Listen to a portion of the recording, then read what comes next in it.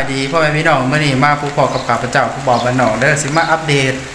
ในการปลูกกะโหลเนาะเมื่อนี้ปลูกกะโหลเฮือนน้อยหลังนี่แหละก็บ่ทันได้แล้วเทื่อเนาะเฮาบ่ทันได้อัปเดตให้พี่น้องเบิ่งแต่ว่ามื้อนี้เฮาสิมาอัปเดตอยู่ใน EP ที่7ก่อนเนาะว่าไปฮอดไสแล้วเนาะเพราะว่า EP ที่6นั่นพวกเฮาก็มาเบิ่งในการทาสีใส่เพดานต่างๆเนาะแต่ว่าวันนี้เฮาสิมาอัปเดตให้พี่น้องเบิ่งในการปลูกกะโหลของปบนเป็นค้างทำอิฐว่าสิปลูกคือแนวใดเนาะไปเบิ่งนํกันได้พี่น้องเด้อ